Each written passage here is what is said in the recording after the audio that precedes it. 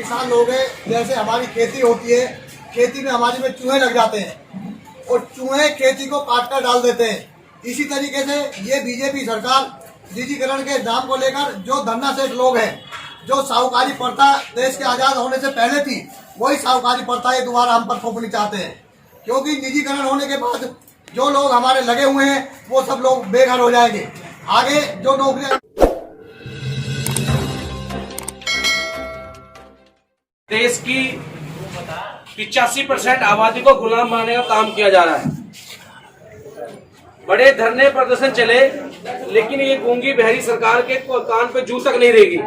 तो युवा शक्ति दल जो आज कॉन्फ्रेंस कर रहा है, अगर सरकार ने कोई ठोस डिसीजन नहीं लिया तो हम लोग यूपी गेट से एक यात्रा निकालेंगे जो देश के प्रधानमंत्री माननीय नरेंद्र मोदी जी के घर पे जाकर के सवाल पूछने का काम करेगी। एयरलाइंस बेच दिया, BSNL रोड पे है, LIC रोड पर है, यहाँ तक कि स्कूलों को भी निजीकरण के श्रेणी में लाने के पूरे प्रयास में है। पुलिस को भी ये जो है 50% जो है निजीकरण में लाने के फिराक में है, और उसके भारतीय रेल को, जिससे भारत की पहचान पूरे दुनिया में होती है, वो रेल से होती है।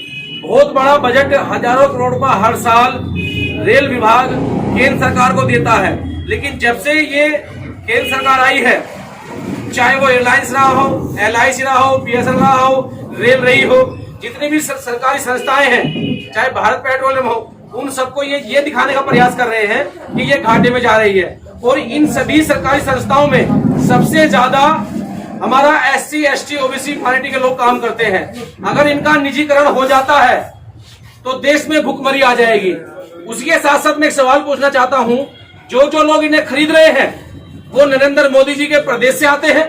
कहने का तो वो हमारा प्रदेश है, हमारे देश का अंग है, लेकिन जिस तरीके से 2014 से एक प्रदेश को मालामाल किया जा रहा है, अडानी गुजरात से, अंबानी गुजरात से, डालमिया गुजरात से, मोदी गुजरात से, अमित शाह गुजरात से, तमाम ऐसे उद्योगपति और देश के मुख्य जो पदों पर, संवैधानिक पदों पर बैठे हैं, वो गुजरात से हैं। जब रेल, भारत पेट्रोलियम, एयरलाइंस, तमाम वो संस्थाएं अगर घाटे में जा रही हैं, तो इनके पास कौन सी जादू छड़ी है जो उद्योगपति लोग खरीद रहे हैं कि वो मुनाफा कमाने का काम करेंगे।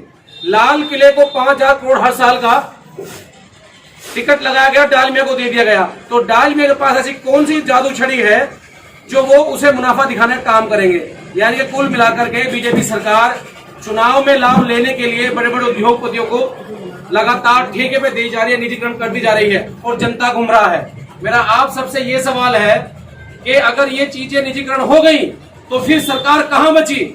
जो हम लिखते हैं भारत की सरकार, फिर सरकार कहां बची। इसके हिसाब से तो जो सुप्रीम कोर्ट है उनका भी निजीकरण कर देंगे। इस हिसाब से तो जो हमारे जज बैठ रहे हैं उनका भी निजीकरण हो जाएगा। जैसे इन्होंने कहा कि पुलिस का भी निजीकरण 50% होना चाहिए। तो जो साहूकार हैं, जो लठैत हैं, वो मनमानी पुलिस से काम करवाएंगे और निर्णय अपने पक्ष में लेने का काम करेंगे। इसी तरीके से जुडिशरी को भी ये निजीकरण करने का पूरा प्रयास करेंगे।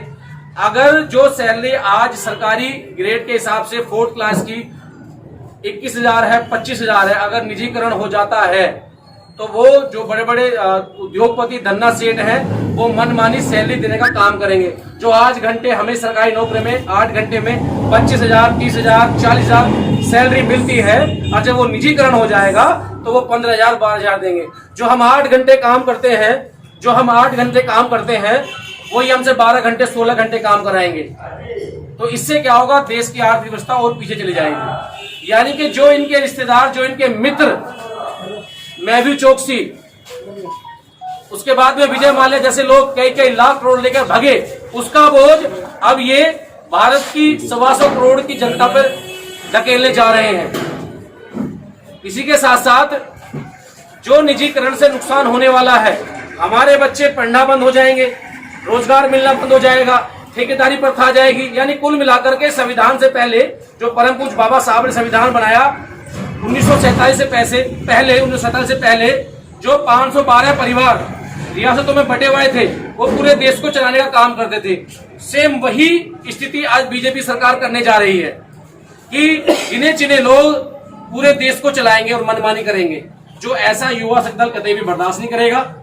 और हमने कह दिया कि जब चुनाव होते हैं तो माननीय नरेंद्र मोदी जी या जो सत्ताधारी पार्टियां हैं या विपक्ष में हैं, जब वो जनता के बीच में वोट मांगती हैं, जनता के बीच में आती है, घर घर जाती है, तो इस बार युवा शक्ति दल भी इस प्रेस कॉन्फ्रेंस के माध्यम से जो संबंधित विभाग है उनके मंत्री और माननीय नरेंद्र मोदी जी से आग्रह करती है या तो इस पर निर्णय ले लिया जाए, अन्य युवा शक्ति दल यूपी गेट से यात्रा चालू करेगा, जो नरेंद्र मोदी से आमने सामने बैठकर बात करने का पूरा प्रयास करेगा। क्योंकि जब वोट मांगने आते हो तो जनता के बीच में आते हो, और जब कोई जनता का प्रतिनिधि मंडल या कोई मिलने जाता है तो मिलने दिए नहीं जाता है। जब आप ये कहते हो कि मैं फकीर हूं, मैं चौकीदार हूं, तो फकीर से मिलने के लिए कोई सुरक्षा की जरूरत नहीं पड़ती या कोई चौकीदार से मिलने के लिए कोई टेलीग्राम देने की जरूरत नहीं पड़ती। हम आपको लाए थे देश का विकास बढ़ाने के लिए और आप तो अपनी दाढ़ी बढ़ाने में लग गए। अगर आपको बाबा ही बनना था, अगर आपको महाराज ही बनना था, तो क्यों इस 125 करोड़ की जनता को आपने ठगा? क्यों आपने इस जनता को धोखा दिया? लगातार रेप, बलात्कार, लूट हो रही है। अभी गुजरात में एक घटना है, एक बहन की नाड़ काट कर घेर दिया गया, आपका एक ट्वीट भी नहीं हुआ। तो ये पीड़ा सभी युवाओं की है। हालांकि मेरे परिवार में कोई सरकारी नौकरी नहीं है, लेकिन मेरे बहुजन समाज में सबसे ज्यादा सरकारी नौकरियां हैं। ये दर्द पीड़ा हमारी है। मैंने इस पे नंबर दे रखा है कि जो लोग इस आंदोलन से जुड़ना चाहते हैं वो इस नंबर पे मिस कॉल करें। ये नंबर जो है, हमने जो निजीकरण हो रहा है उसके विरोध में समर्थन लेने के लिए कहा गया है। और जो सरकारी संस्थाएं हैं उनमें जो SC, ST, OBC की जो समितियां बनी हुई हैं भारत संविधान के द्वारा, वो लोग हमसे संपर्क करें। नीचे नंबर दिए गए हैं, हमसे बात करें, हमें अपना समर्थन दें और तन मन धन से हमारा सहयोग करें। क्योंकि ये लड़ाई कोई छोटी लड़ाई नहीं है और हम रुकने वाले नहीं है। और ये हमारा करारा जवाब है, चाहे IB को हमारी ये चुनौती हो, LI को हमारी चुनौती हो, या तो हमारी जो रिपोर्ट है वो नरेंद्र मोदी को दिखाई जाए प्रेस कॉन्फ्रेंस के अंदर जो हम कहना चाह रहे हैं।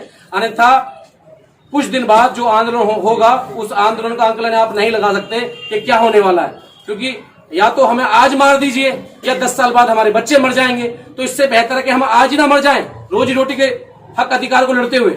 रवि, ये बताइए, जो आंदोलन की बात आपने कही, वो आंदोलन किस तरह का मूवमेंट होगा? पैदल मार्च होगा, बाइक रैली होगी, किस तरह के जो? देखिए, हम संविधान में आस्था रखते हैं, हम अहिंसावादी लोग हैं, शांतिपूर्वक पैदल मार्च करेंगे। जैसे हमारे महापुरुषों ने पैदल मार्च किया और गूंगी बहरे मनुवादी लोगों को सुनाने का काम किया, वैसे हम नरेंद्र मोदी को सुनाने का काम करेंगे। क्योंकि वो कहते हैं सबका साथ, सबका विकास, सबका विश्वास। लेकिन आज अगर सबका विकास है तो उद्योगपतियों का है, सबका अगर साथ है उद्योगपति का और उनका ही विश्वास है। गरीब आदमी रेल की पटरी पे मर गया पैदल चल चल के, इनके उफ तक आवाज नहीं आई। और आज ये कई लाख करोड़ रुपया खर्च कर रहे हैं। मैंने पीछे बताया 8400 करोड़ का जहाज लिया जा रहा है। 8400 करोड़ में कई लाख टोलेट, कई लाख सब्सिडियां गरीब घरों में जा सकती हैं। लेकिन ये लोग अपनी निजी स्वार्थ के लिए देश को बेचने का काम कर रहे हैं। आए दिन कोई पोस्ट ऐसी आती है और इसीलिए इन्होंने जो सन 2005 में जो एक प्रस्ताव पास हुआ था कि भाई आप आईटीआई गिर करके पता लगा सकते हैं कि किसमें क्या बिक रहा है, क्या बच रहा है, या कोई भी आप सूचना ले सकते हैं संविधान के द्वारा, वो इन्होंने सूचना देने का काम बंद करने का काम किया, उसको जो है नकारने का काम किया। अच्छा, जिस आपने कहा कि हम आंदोलन करेंगे, इसमें बहुत से ऐसे संघ भी हैं जो सरकारी कर्मचारियों के बड़े बड़े संघ हैं, उनसे आपकी बात हुई संगठनों से? देखिए, हम लोगों ने पूरा प्रयास किया हुआ है, तो ये लड़ाई कोई युवा शक्ति की नहीं।